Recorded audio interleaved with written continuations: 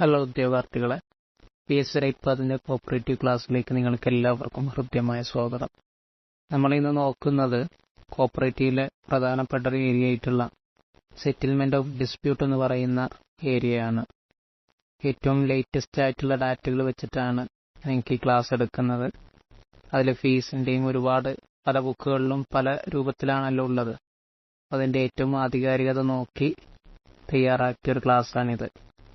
Settlement of dispute എന്ന് പറയുന്നത് KCS act 1969 chapter 9 പ്രതിപാദിക്കുന്ന ഏരിയയാണ്.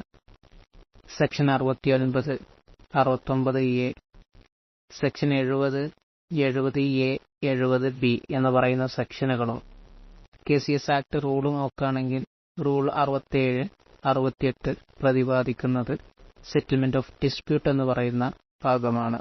നമ്മൾ മുമ്പേ പറഞ്ഞു വെച്ചിട്ടുണ്ട്, സെക്ഷനും റൂളും തമ്മിലുള്ള ബന്ധം എന്ന് പറയുന്നത് ഒരു ശരീരത്തെ പോലെയാണ്.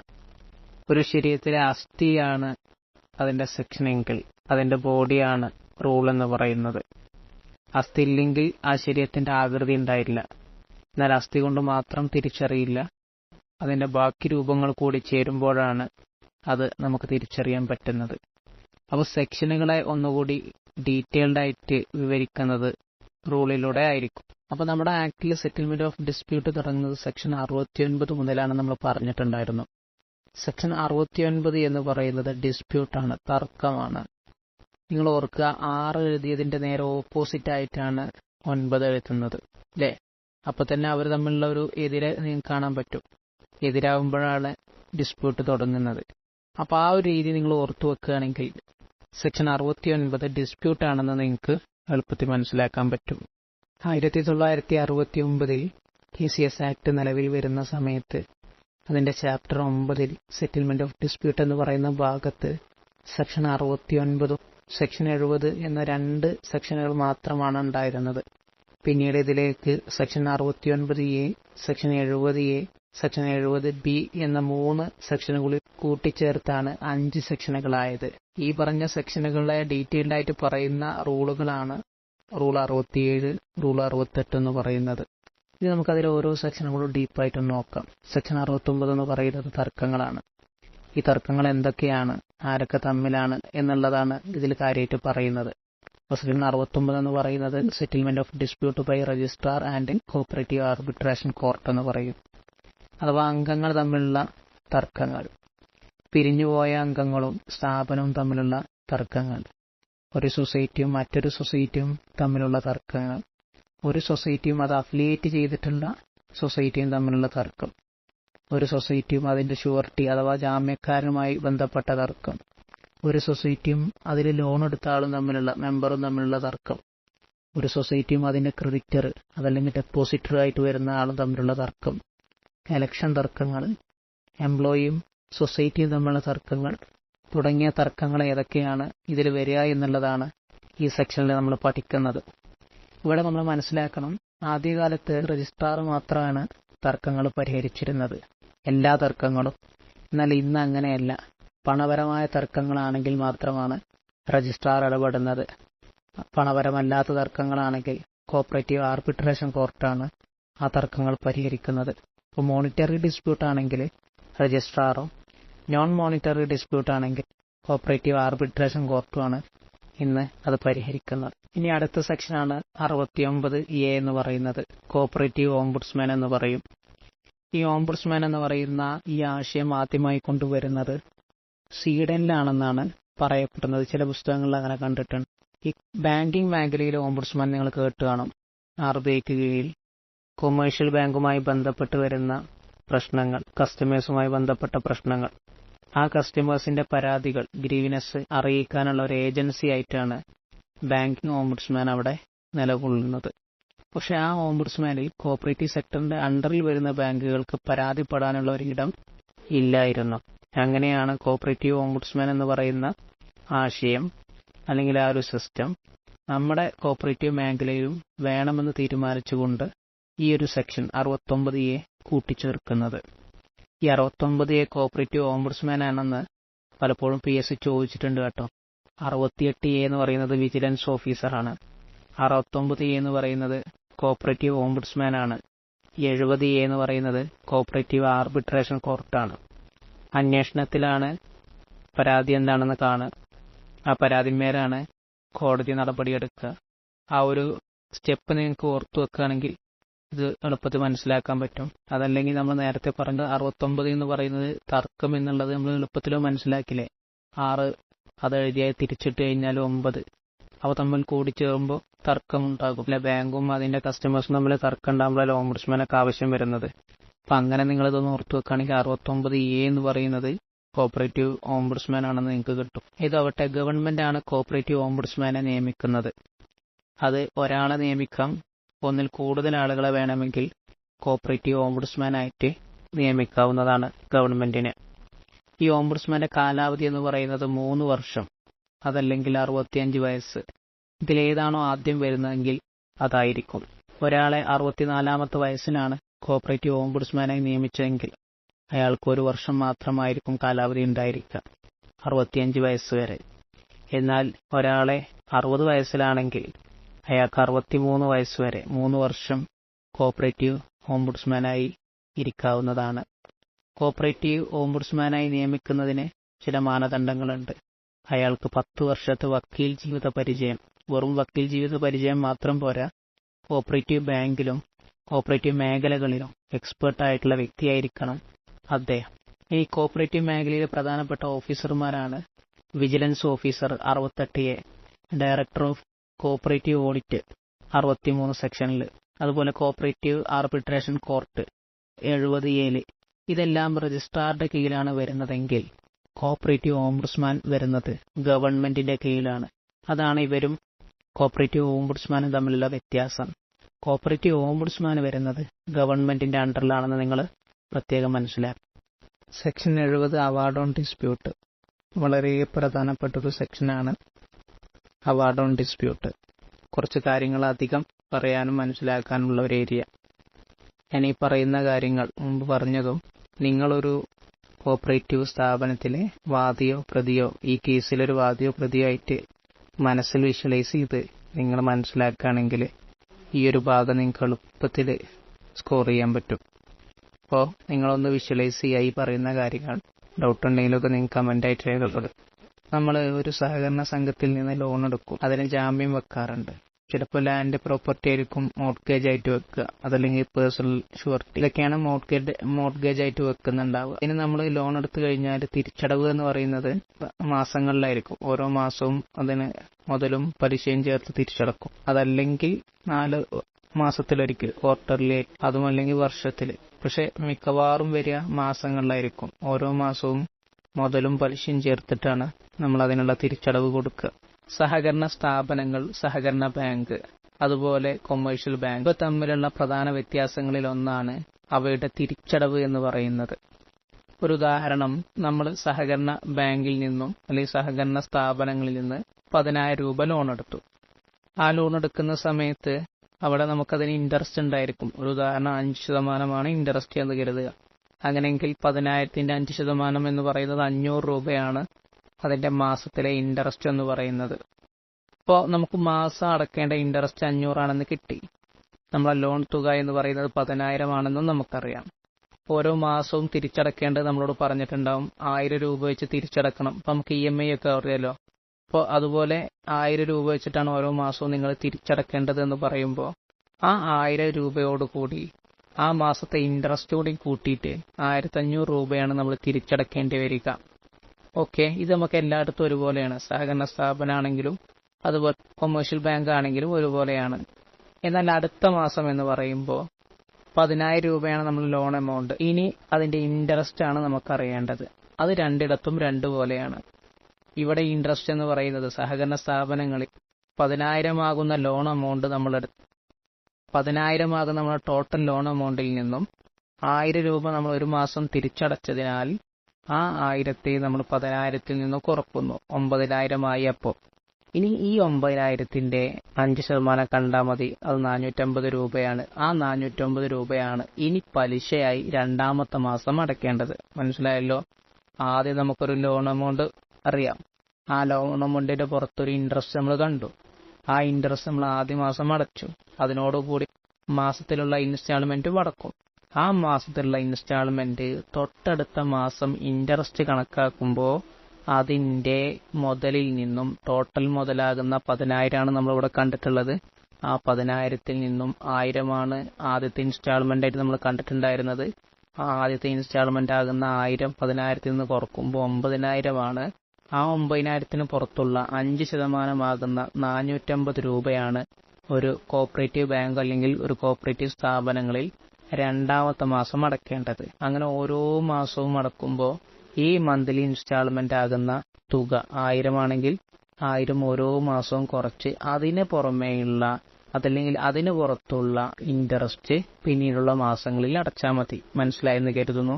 അറിയാത്തവരുണ്ടെങ്കിൽ ഒന്ന് കമന്റ് ചെയ്യാം. ഇനി മറ്റു കൊമേഴ്ഷ്യൽ ബാങ്കുകളാണെങ്കിൽ ലോൺ എടുത്തത് 10,000 ആണെങ്കിൽ അവിടുത്തെ ഇൻട്രസ്റ്റ് എന്ന് പറയുന്നത് എല്ലാ മാസവും 500 തന്നെ ആയിരിക്കും. അഥവാ 10,000-ന് പുറത്തുള്ള 5% ഓരോ മാസവും ഇൻട്രസ്റ്റ് ആയിട്ട് വരിക. ഇങ്ങനെ ലോൺ എടുത്തിട്ടുള്ളൊരു വ്യക്തി തിരിച്ചടവൊന്നും കൊടുക്കാതിരിക്കുകയാണെങ്കിൽ അയാൾക്കും ജാമ്യക്കാരനും ഒരു രജിസ്റ്റേർഡ് നോട്ടീസ് അയച്ചു കൊടുക്കും. അങ്ങനെ അദ്ദേഹത്തിന് ഒരു മാസം അവധിയും കൊടുക്കും. ആ മാസവും അദ്ദേഹം തിരിച്ചടവൊന്നും കൊടുത്തിട്ടില്ലെങ്കിലാണ് സംഘം തുടർ നടപടികളുമായി മുന്നോട്ട് പോകുന്നത്. അങ്ങനെ ഒരു സൊസൈറ്റിയും ആ സൊസൈറ്റിയിൽ നിന്ന് ലോൺ എടുത്തുള്ള ഒരു മെമ്പറും തമ്മിൽ തർക്കം വരുന്ന സമയത്ത് രജിസ്ട്രാറുടെ മുമ്പിൽ എങ്ങനെയാണ് അത് കേസായിട്ട് കൊടുക്കുന്നത്? ഒരു പ്രിസ്ക്രൈബ്ഡ് ഫോമിൽ പൂരിപ്പിച്ച് ആ കേസിന് വേണ്ട ഫീസ് അടച്ച്, ഫീസ് ഡീറ്റെയിൽസ് നമ്മൾ ശേഷം പറയുന്നുണ്ട്, അതേ റൂളിൽ കൃത്യമായിട്ട് അത് കാര്യങ്ങൾ പറയുന്നുണ്ട്.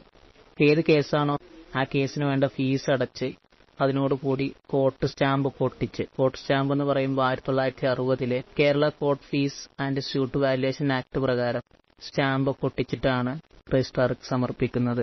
താലൂക്ക് ലെവലുള്ള ഒരു സംഘമൊക്കെ ആണെങ്കിൽ അസിസ്റ്റന്റ് രജിസ്ട്രാർക്കാണ് സമർപ്പിക്കുക. ആ അസിസ്റ്റന്റ് രജിസ്ട്രാർ തന്റെ കീഴിലുള്ള ഒരു ഇൻസ്പെക്ടർക്ക് അഥവാ ഒരു സെയിൽസ് ഓഫീസർ ആകാം, അങ്ങനെ ആരാണോ അയാൾക്ക് ആ കേസ് ഏൽപ്പിക്കും. ആ കേസ് ഏൽപ്പിക്കുന്ന വ്യക്തിയെയാണ് ആർബിട്രേറ്റർ എന്ന് പറയുക.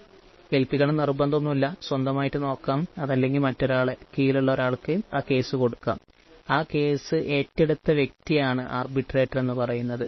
ആ ആർബിട്രേറ്റർ എന്ത് ചെയ്യും? വാദിയെയും പ്രതിയെയും വിളിച്ചു വരുത്തി നിജസ്ഥിതികളൊക്കെ മനസ്സിലാക്കി അവർക്ക് രണ്ടുപേർക്കും സംസാരിക്കാനുള്ള ഒരു അവസരം കൊടുത്ത് അവരുടെ ന്യായവും അവകാശങ്ങളൊക്കെ അവർക്ക് അവതരിപ്പിക്കാനുള്ള ഒരു സമയവും സാവകാശവും നൽകി എല്ലാ വസ്തുതകളും ആർബിട്രേറ്റർ അവരിൽ നിന്ന് എഴുതി വെക്കും.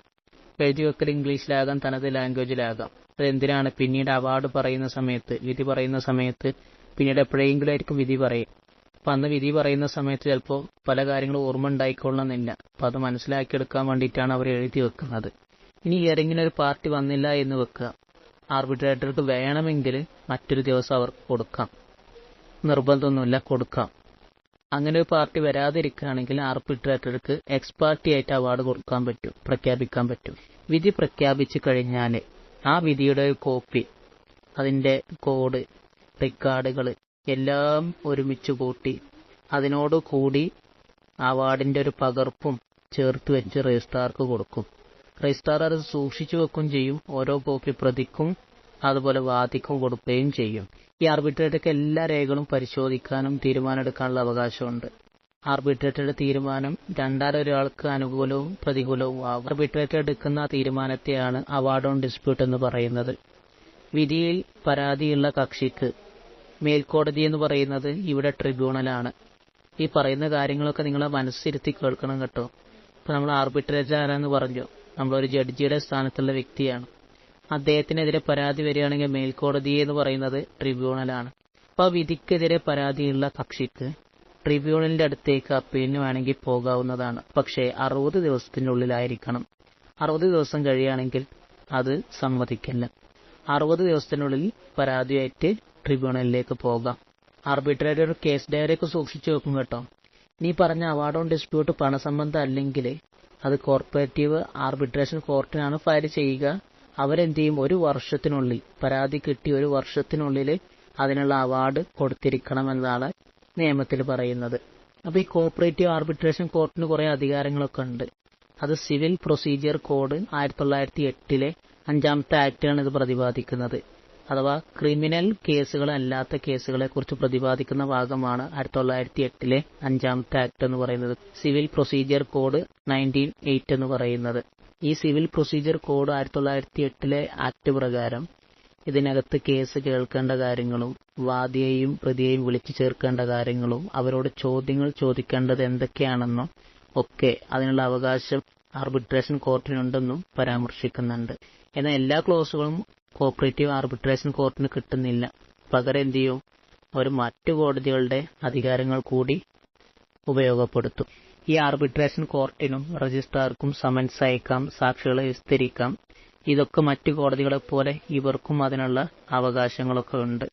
അപ്പോൾ ആർബിട്രേഷൻ കോർട്ടും ആർബിട്രേറ്ററും ഒന്നാണെന്ന് മനസ്സിലാക്കരുത്. അവാർഡ് ഓൺ ഡിസ്പ്യൂട്ട് പണസംബന്ധമാണെങ്കിൽ രജിസ്ട്രാർക്കാണ് കൈമാറുക. രജിസ്ട്രാർക്ക് എന്ത് ചെയ്യാം, സ്വന്തമായിട്ട് ഏറ്റെടുക്കാം, അതല്ലെങ്കിൽ തന്റെ കീഴിലുള്ള ഒരു വ്യക്തിക്ക് അത് കൈമാറാം. ആ കൈമാറുന്ന വ്യക്തിയാണ് ആർബിട്രേറ്റർ എന്ന് പറയുന്നത്. അപ്പോൾ ആർബിട്രേറ്ററും കോഓപ്പറേറ്റീവ് ആർബിട്രേഷൻ കോർട്ടും രണ്ടും രണ്ടാണ്. രജിസ്ട്രാർ അല്ലെങ്കിൽ ആർബിട്രേറ്റർ അല്ലെങ്കിൽ ആർബിട്രേഷൻ കോർട്ട് എടുക്കുന്ന ആ തീരുമാനത്തെയാണ് അവാർഡ് ഓൺ ഡിസ്പ്യൂട്ട് എന്ന് പറയുന്നത്. സെക്ഷൻ 70 എന്ന് പറയുന്നത് ആർബിട്രേഷൻ കോർട്ടാണ്. നമ്മൾ നേരത്തെ പറഞ്ഞല്ലോ, 68A vigilance officer, 69A cooperative ombudsman, 70A cooperative arbitration court. ഈ സെക്ഷനിൽ ആർബിട്രേഷൻ കോർട്ടിനെ കോൺസ്റ്റിറ്റ്യൂട്ട് ചെയ്യുന്നത് ഗവൺമെന്റ് ആണെന്ന് മാത്രമേ പ്രതിപാദിക്കുന്നുള്ളൂ. ബാക്കി അതിന്റെ കൂടുതൽ ഡീറ്റെയിൽസുകൾ വരുന്നത് അതിന്റെ റൂൾസിലാണ്. സെക്ഷൻ 70B എന്ന് പറയുന്നത് provision regarding pending procedure to cooperative arbitration court. Cooperative arbitration court വരുന്നതിന് മുമ്പ് എല്ലാത്തരം കേസുകളും, അത് മോണിറ്ററി ആവട്ടെ നോൺ മോണിറ്ററി ആവട്ടെ, പണസംബന്ധമോ പണസംബന്ധമല്ലാത്തതോ ആയിട്ടുള്ള എല്ലാ കേസുകളും കൈകാര്യം ചെയ്തിരുന്നത് രജിസ്ട്രാർ ആയിരുന്നു. ഈ ഒരു കോഓപ്പറേറ്റീവ് ആർബിട്രേഷൻ കോർട്ട് വന്നതിന് ശേഷം നിലവിൽ പെൻഡിംഗ് ആയിട്ടുള്ള നോൺ മോണിറ്ററി കേസുകൾ അത് CACക്ക് കൊടുക്കാമെന്ന് പറഞ്ഞിട്ടുള്ള ഒരു സെക്ഷനാണ് section 70B provision regarding pending procedure to CAC എന്ന് പറയുന്നത്. സെറ്റിൽമെന്റ് ഓഫ് ഡിസ്പ്യൂട്ടിൽ വരുന്ന പ്രധാനപ്പെട്ട 5 സെക്ഷനുകളാണ് നമ്മൾ പഠിച്ചു കഴിഞ്ഞത്. ഇനി നമ്മൾ നോക്കുന്നത് ആ സെറ്റിൽമെന്റ് ഓഫ് ഡിസ്പ്യൂട്ടിൽ വരുന്ന പ്രധാനപ്പെട്ട 2 റൂളുകളെ കുറിച്ചാണ്, 67ഉം 68ഉം. 68ാമത്തെ റൂളാണ് അതിൽ കൂടുതലായി തലവെച്ച് പഠിക്കേണ്ട ഒന്ന്. Reference of dispute, payment of fees, decision of dispute എന്ന 3 കാര്യങ്ങളാണ് അതിൽ നമ്മൾ നോക്കുന്നത്. കോഓപ്പറേറ്റീവ് ആർബിട്രേഷനെ കുറിച്ചും രജിസ്ട്രാറുടെ മുമ്പിൽ പരാതി പറയുന്നതിനെ കുറിച്ചും കൂടുതലായി പഠിക്കുന്നത് റൂൾ 67ലൂടെയാണ്. നമ്മൾ നേരത്തെ പറഞ്ഞു, ആക്ട് എന്ന് പറയുന്നത് ഒരു സ്കെൽറ്റാണ്. ആക്ട് എന്ന് പറയുന്നത് ഒരു അസ്ഥികൂടമാണെങ്കിൽ റൂൾ എന്ന് പറയുന്നത് അതിന്റെ ബോഡിയാണ്. അപ്പോൾ റൂളിലൂടെയാണ് കൂടുതൽ കാര്യങ്ങൾ നമ്മൾ പഠിക്കുന്നത്. തർക്കങ്ങൾ പരിഹരിക്കുന്നത് ആർബിട്രേഷൻ കോർട്ടിലൂടെയാണെങ്കിലും രജിസ്ട്രാറുടെ മുമ്പിലൂടെയാണെങ്കിലും ഫീസ് ഗവൺമെന്റ് ട്രഷറിയിൽ അടച്ചിരിക്കണം. ആ ഫീസിനെ കുറിച്ച് നമ്മൾ പറയുന്നുണ്ട്. ട്രഷറിയിൽ അടച്ച ആ ചലാനിന്റെ റെസിപ്റ്റും അതിനോടുകൂടി കോർട്ട് സ്റ്റാമ്പ് കൂടി പതിപ്പിച്ചുകൊണ്ടാണ് നമ്മൾ കേസ് കൊടുക്കേണ്ടത്. കോർട്ട് സ്റ്റാമ്പിനെ കുറിച്ച് നമുക്കറിയാം, Kerala court fees and suit valuation act 1960ലാണ് അതിന്റെ കാര്യങ്ങൾ പറയുന്നത്. ഒരു സംഘമാണ് കേസ് കൊടുക്കുന്നതെങ്കിൽ സെക്രട്ടറിയോ പ്രസിഡന്റോ തനിച്ച് കേസ് കൊടുക്കാൻ അവർക്ക് കഴിയില്ല. പകരം ഭരണസമിതിയാണ് കേസ് കൊടുക്കുക. ആ ഭരണസമിതി എന്ത് ചെയ്യും? കേസ് നടത്തിക്കൊണ്ടുപോകാൻ അതിന്റെ സെക്രട്ടറിയെയോ പ്രസിഡന്റിനെയോ തത്തുല്യമായ ആളെ ഏൽപ്പിക്കുകയാണ് ചെയ്യുന്നത്.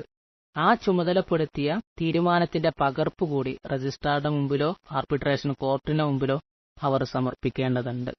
സാധാരണ കോടതിയിൽ കേസെടുത്താൽ അവിടെ ജഡ്ജിയാണ് കൈകാര്യം ചെയ്യുന്നതെങ്കിൽ ഇവിടെ ആർബിട്രേഷൻ കോർട്ടിൽ കൈകാര്യം ചെയ്യുന്നത് പ്രിസൈഡിംഗ് ഓഫീസറാണ്. പ്രിസൈഡിംഗ് ഓഫീസർ എന്ന് പറയുന്നത് ഹെഡ് ഓഫ് ആർബിട്രേഷൻ കോർട്ടാണ്. സഹകരണ സംഘത്തിലെ ഇലക്ഷനിലും ഒരു പ്രിസൈഡിംഗ് ഓഫീസർ വരുന്നുണ്ട്. അവിടുത്തെ പ്രിസൈഡിംഗ് ഓഫീസർ എന്ന് പറയുന്നത് ഹെഡ് ഓഫ് കോഓപ്പറേറ്റീവ് ഇലക്ഷൻ ബൂത്താണ്. മനസ്സിലായല്ലോ? ഇവിടെ ആർബിട്രേഷൻ കോർട്ടിലും പ്രിസൈഡിംഗ് ഓഫീസർ ഉണ്ട്. അദ്ദേഹമാണ് ഒരു ജഡ്ജിയുടെ സ്ഥാനത്ത് നിൽക്കുന്ന വ്യക്തി എന്ന് പറയുന്നത്. പ്രിസൈഡിംഗ് ഓഫീസറുടെ യോഗ്യത എന്ന് പറയുന്നത് 7 വർഷത്തെ ബാർ എക്സ്പീരിയൻസ് ഉള്ള ഒരു വക്കീലായിരിക്കണം എന്നുള്ളതാണ്. 7 വർഷത്തെ എക്സ്പീരിയൻസ് മാത്രമല്ല ഗവൺമെന്റ് നോക്കുക, അയാളുടെ വക്കീൽ ജീവിതത്തിലെ പ്രവർത്തനങ്ങളും ഇടപെടലുകളും എല്ലാം പരിശോധിച്ചതിന് ശേഷമാണ് അദ്ദേഹത്തെ നിയമിക്കുന്നത്. Government shall assess the business of the presiding officer periodically. Presiding ഓഫീസറുടെ കാലാവധി എന്ന് പറയുന്നത് 3 വർഷമാണ്. ഒരു പ്രിസൈഡിംഗ് ഓഫീസറെ സഹായിക്കാൻ ഒരു സെക്രട്ടറി ആയിക്കൊണ്ട് കോഓപ്പറേറ്റീവ് ഡിപ്പാർട്ട്മെന്റിൽ ജോലി ചെയ്യുന്ന അസിസ്റ്റന്റ് രജിസ്ട്രാറിൽ കുറയാത്ത ഒരാളെ നിയമിച്ചിട്ടുണ്ടായിരിക്കും. ഇനി നമ്മൾ നോക്കുന്നത് 67ാമത്തെ റൂളിൽ വരുന്ന പേയ്മെന്റ് ഓഫ് ഫീസിനെ കുറിച്ചാണ്. തർക്കങ്ങൾ അത് പണസംബന്ധമാണെങ്കിലും പണസംബന്ധമല്ലെങ്കിലും നമ്മൾ കേസ് കൊടുക്കുന്ന സമയത്ത് ഫീസ് അടച്ചിട്ടുണ്ടാവണം. ഫീസ് അടച്ചിട്ടില്ലെങ്കിൽ ആ കേസ്, ആ പരാതി പരിഗണിക്കില്ല, അത് പണസംബന്ധമാണെങ്കിലും അല്ലെങ്കിലും. അപ്പൊ ആ ഫീസിനെ കുറിച്ച് വ്യക്തമായിട്ട് നമുക്ക് മനസ്സിലാക്കി തരുന്നത് 67ാമത്തെ റൂളിലാണ്. റൂളിലാണ് കൂടുതൽ കാര്യങ്ങൾ വ്യക്തമായി മനസ്സിലാക്കി തരിക. ഞാൻ നേരത്തെ നിങ്ങളോട് പറഞ്ഞിട്ടുണ്ട്, ഈ സെക്ഷൻ എന്നൊക്കെ പറയുന്നത് ഒരു അസ്ഥികൂടമാണ്. എന്നാൽ റൂൾ എന്ന് പറയുന്നതാണ് നമ്മുടെ ബോഡി എന്ന് പറയുന്നത്. നമ്മുടെ ബോഡിക്കകത്ത് അതിലാണ് ഒരുപാട് കാര്യങ്ങൾ വരുന്നത്. പക്ഷെ അസ്ഥികൂടമാണ് നമുക്കൊരു രൂപം ഉണ്ടാക്കി തരുന്നത്. ആ അസ്ഥി ഇല്ലെങ്കിൽ അതിന് രൂപമില്ല. പക്ഷെ ബോഡി കൂടി ചേരുമ്പോഴാണത് കംപ്ലീറ്റ് ആകുന്നത്. ഇപ്പൊ റൂൾ 67ലാണ് പേയ്മെന്റ് ഓഫ് ഫീസിനെ കുറിച്ച് വ്യക്തമായി പറയുന്നത്. അത് പണസംബന്ധമായ തർക്കമാണെങ്കിലും പണസംബന്ധമല്ലാത്ത തർക്കമാണെങ്കിലും വ്യത്യസ്ത രീതിയിലാണ് ഫീസ് അടയ്ക്കേണ്ടത്. നിങ്ങൾ പുസ്തകങ്ങളൊക്കെ ഫോളോ ചെയ്യുന്ന സമയത്ത് അതിൽ ചെറിയ ചെറിയ സംശയങ്ങളൊക്കെ നിങ്ങൾക്ക് ഉണ്ടായിട്ടുണ്ടായിരിക്കും. അപ്പൊ അതിനൊരു പരിഹാരമായിരിക്കും നിങ്ങൾക്ക് ഈ ക്ലാസ് എന്ന് പറയുന്നത്. നിങ്ങളിത് കേട്ട് മനസ്സിലാക്കുക, കൂട്ടുകാർക്ക് ഷെയർ ചെയ്ത് കൊടുക്കുക. ആധികാരികത ഒരുപാട് വരുത്തിയതിനു ശേഷമാണ് നിങ്ങൾക്ക് ഈ ക്ലാസ് എടുക്കുന്നത്. ഇപ്പോ പണസംബന്ധമായ തർക്കമാണെങ്കിൽ നമുക്കത് ആദ്യം നോക്കാം. പണസംബന്ധമായ തർക്കമാണെങ്കിൽ റൂളിൽ പറയുന്നത് ഇങ്ങനെയാണ്: 50 പൈസ ഇൻ എവരി 10 റുപ്പീസ്. ഓരോ 10 രൂപക്കും 50 പൈസയാണ് ഫീസ് എന്ന് പറയുന്നത്. പച്ചക്ക് പറയുകയാണെങ്കിൽ 5% നമുക്ക് പറയാൻ പറ്റും. പക്ഷെ റൂളിൽ അങ്ങനെ പറയുന്നില്ല. 5% ഫീസ് എന്ന് പറയുന്നത്. പക്ഷെ റൂളിൽ അങ്ങനെ പറയുന്നില്ല. റൂളിൽ പറയുന്നത് എങ്ങനെയാണ്? 50 പൈസ ഇൻ എവരി 10 റുപ്പീസ് എന്ന് പറയും. പക്ഷെ 10 രൂപയുടെ തർക്കത്തിന് വേണ്ടി പോവുകയാണെങ്കിൽ 50 പൈസ അടച്ചിട്ട് പോയാൽ പോരാ. മിനിമം കൊടുക്കേണ്ടത് എത്രയാണ്? 200 രൂപയാണ്. എത്ര വലിയ തർക്കമാണെങ്കിലും പണസംബന്ധമായ തർക്കമാണെങ്കിലും അത് 50 പൈസയാണെങ്കിലും മിനിമം ആയിട്ട് നമ്മൾ അടച്ചിരിക്കേണ്ടത് 200 രൂപയാണ്. എന്നാൽ മാക്സിമത്തിന്റെ കാര്യം എടുത്തു നോക്കുകയാണെങ്കിൽ അത് 2 രീതിയിലായിരിക്കും. ഒന്ന്, 1 ലക്ഷം വരെയുള്ള തർക്കമാണെങ്കിൽ മാക്സിമം വരിക 2000 രൂപയായിരിക്കും. 1 ലക്ഷത്തിന് മുകളിലുള്ള തർക്കമാണെങ്കിൽ മാക്സിമം വരിക 5000 രൂപയായിരിക്കും. 5000ത്തിന് മുകളിൽ വരുന്നതാണെങ്കിൽ അത് ഞാൻ നിങ്ങൾക്കൊരു കണക്ക് പറഞ്ഞു തരുമ്പോൾ മനസ്സിലാകും. ഓരോ തർക്കങ്ങൾ നമ്മൾ പറയാണ്. ഒരു 10000 രൂപയുടെ തർക്കം എടുത്തു നോക്കുകയാണ്. 10000 രൂപയുടെ തർക്കം എടുത്തു നോക്കുമ്പോൾ 5% എന്ന് പറയുന്നത് 500 രൂപയാണ്. അപ്പൊ 500 രൂപ അടക്കുക. മനസ്സിലായല്ലോ? ഇനി 10 രൂപയുടെ തർക്കം എടുത്തു നോക്കുകയാണ്. 50 പൈസയാണ് വരുന്നത്. പക്ഷെ 50 പൈസ അടച്ചാൽ പോരാ, 200 രൂപ അടച്ചിരിക്കണം. മിനിമം എന്ന് പറയുന്നത് 200 രൂപയാണ്. ഇനി ഒരാൾക്ക് 60000 രൂപയുടെ തർക്കമാണ്. 60000ന്റെ 5% എന്ന് പറയുന്നത് 3000 രൂപയാണ്. പക്ഷെ 3000 അടക്കണ്ട. 1 ലക്ഷം വരെയുള്ളതിന് 2000 രൂപ മാക്സിമം അടക്കേണ്ടതുള്ളൂ. ഞാൻ പറയുന്നത് നിങ്ങൾക്ക് മനസ്സിലാകുന്നുണ്ടോ? ഇല്ലെങ്കിൽ നിങ്ങൾ കമന്റ് ആയിട്ട് രേഖപ്പെടുത്തണം. അല്ലെങ്കിൽ എന്റെ നമ്പറിലേക്ക് നിങ്ങൾ വാട്സപ്പ് ചെയ്യണം. വ്യക്തമായിട്ട് നിങ്ങൾക്ക് മനസ്സിലാക്കി തരാം. 50 പൈസയാണ് ഓരോ 10 രൂപക്കും വരുന്ന ഫീസ് എന്ന് പറയുന്നത്. പക്ഷെ 50 പൈസയല്ല, മിനിമം നമ്മൾ അടച്ചിരിക്കേണ്ടത് 200 രൂപയാണ്. 10 രൂപയുടെ തർക്കത്തിന് വേണ്ടി കേസിന് പോയാൽ 50 പൈസ അടച്ചിട്ട് കാര്യമില്ല, 200 രൂപയെങ്കിലും അടക്കണം മിനിമം. ഇനി ഒരാൾക്ക് 1 ലക്ഷം രൂപ വരെയുള്ള തർക്കം, അതിന് ഉദാഹരണമാണ് 60000 രൂപയുടെ തർക്കം എടുത്തു നോക്കുകയാണ്. 60000 രൂപയുടെ തർക്കം എടുത്തു നോക്കുമ്പോൾ അവിടെ ഫീസ് ആയിട്ട് 5% നോക്കുന്ന സമയത്ത് 3000 വരുന്നുണ്ട്. 60000 എന്ന് പറയുന്നത് 1 ലക്ഷത്തിന് താഴെയല്ലേ? ആണ്. 60000 രൂപയുടെ 5% എന്ന് പറയുന്നത് 3000 അല്ലേ? ആണ്. പക്ഷേ നമുക്കറിയാം, നമ്മൾ പഠിച്ചിട്ടുണ്ട്, 1 ലക്ഷം രൂപ വരെയുള്ള തർക്കത്തിന് മാക്സിമം ഫീസ് എന്ന് പറയുന്നത് 2000 രൂപയാണ്. 3000 5%മായി എന്ന് കരുതി 3000 അടക്കണ്ട, 2000 അടച്ചാൽ മതി. ഇനി ഒരാളുടെ തർക്കം 1.5 ലക്ഷം രൂപയുടെ തർക്കമാണെന്ന് നോക്കുക. ആ 1.5 ലക്ഷം രൂപയുടെ 5% എന്ന് പറയുന്നത് 7500 രൂപയാണ്. അയാൾ 7500 രൂപ കൊണ്ടുപോയിട്ട് അടക്കണോ? വേണ്ട. എത്ര അടച്ചാൽ മതി? 5000 അടച്ചാൽ മതി. അതെങ്ങനെ 5000 ആയത്? നമ്മൾ പറയുന്നുണ്ട്, 1 ലക്ഷത്തിന് മുകളിൽ വരുന്ന ഏത് തർക്കമാകട്ടെ മാക്സിമം അടക്കേണ്ടത് 5000 രൂപയാണ്. അപ്പൊ ഫീസ് കണക്കാക്കുന്നത് 5% ആണെന്ന് കരുതി ഫീസാണ് കൊടുക്കരുത്. അതല്ല ഈ ഫീസ് അങ്ങോട്ട് രേഖപ്പെടുത്തരുത്. എന്തൊക്കെ നോക്കണം? മാക്സിമം ഫീസ് 1,00,000 രൂപ വരെ ആണെങ്കിൽ 2,000. 1,00,000 മുകളിലാണെങ്കിൽ മാക്സിമം ഫീസായിട്ട് വരുന്നത് 5,000. ഒരാൾക്ക് 4,500 1,00,000 മുകൾക്ക് വരുന്ന ഫീസെങ്കിൽ അയാൾ 4,500 അടച്ചാൽ മതി. ഒരാൾക്ക് 5,500 രൂപ 5% വരുന്നുണ്ടെങ്കിൽ 5,000 അടച്ചാൽ മതി. ഞാൻ പറഞ്ഞത് വ്യക്തമായി മനസ്സിലായെന്ന് ഞാൻ കരുതുക. ഇനി ഞാൻ നോൺ മോണിറ്ററി ഡിസ്പ്യൂട്ടിന്റെ ഫീസാണ് പറയുന്നത്. പണസംബന്ധമല്ലാത്ത തർക്കമാണെങ്കിൽ 3 തരത്തിലാണ് ആ തർക്കങ്ങൾ വരിക. ഒന്ന്, പെറ്റീഷൻ ഫയൽ ചെയ്യുന്നത് എംപ്ലോയി ആണെങ്കിൽ. എംപ്ലോയി ഫയൽ ചെയ്യുകയാണെങ്കിൽ 1,000 രൂപയാണ് ഫീസായിട്ട് വരിക. എലക്ഷൻ കേസാണ് വരുന്നതെങ്കിൽ 5,000 രൂപയാണ്. ഈ രണ്ടും അല്ലാത്ത ഏത് കേസാണെങ്കിലും പണസംബന്ധമല്ലെങ്കിൽ 3,000 രൂപയാണ്. മനസ്സിലായോ? അഥവാ പണസംബന്ധമല്ലാത്ത തർക്കമാണെങ്കിൽ ശ്രദ്ധിക്കുക. പണസംബന്ധമല്ലാത്ത തർക്കമാണെങ്കിൽ അത് പെറ്റീഷൻ ഫയൽ ചെയ്യുന്നത് എംപ്ലോയി ആണെങ്കിൽ, ആ സൊസൈറ്റിയിലെ എംപ്ലോയി ആണെങ്കിൽ അവിടെ ഫീസ് എന്ന് പറയുന്നത് 1,000 രൂപയാണ്. ഇനി എലക്ഷനുമായി ബന്ധപ്പെട്ട തർക്കം പണസംബന്ധമല്ലല്ലോ. അപ്പൊ ആ എലക്ഷനുമായി ബന്ധപ്പെട്ട തർക്കമാണെങ്കിൽ ശ്രദ്ധിക്കുക, 5,000 രൂപയാണ് അവിടുത്തെ ഫീസ് എന്ന് പറയുന്നത്. ഇത് രണ്ടും അല്ല, അഥവാ എലക്ഷൻ തർക്കമല്ല, ഇനി എംപ്ലോയീസുമായി ബന്ധപ്പെട്ട തർക്കമല്ല എങ്കിൽ 3,000 രൂപയാണ് അവിടുത്തെ ഫീസായിട്ട് വരുന്നത്. ഇതിലെന്തെങ്കിലും മനസ്സിലാകായികയുണ്ടോ? ഉണ്ടെങ്കിൽ നിങ്ങളൊന്ന് കമൻ്റായിട്ട് രേഖപ്പെടുത്തുക. അതല്ലെങ്കിൽ നിങ്ങൾ വാട്സപ്പിലൊന്ന് മെസ്സേജ് അയക്കുക. ഞാൻ നിങ്ങൾക്ക് അവിടെ തരാം. ഇവിടെ പറയുന്നതിനൊരു പരിമിതിയുണ്ട്, അതുകൊണ്ടാണ് കേട്ടോ. ഇനി ചില സൊസൈറ്റികളുണ്ട്, തർക്കമൊക്കെ വരുന്നുണ്ട്, കേസ് കൊടുക്കുമ്പോൾ ഒരു ഫീസും അടക്കണ്ട. അതാരൊക്കെയാണ്? SC/ST സൊസൈറ്റി ആണെങ്കിൽ അവിടെ തർക്കം വരുന്ന സമയത്ത് ഫീസൊന്നും അടക്കണ്ട. അതുപോലെ സ്കൂൾ സൊസൈറ്റികളാണെങ്കിൽ അവിടെയും ഫീസ് അടക്കണ്ട. ഇത് ദുർബലമായിട്ടുള്ള സൊസൈറ്റി ആണെന്ന് കരുതിയിട്ടാണ് കൊടുക്കേണ്ടത്.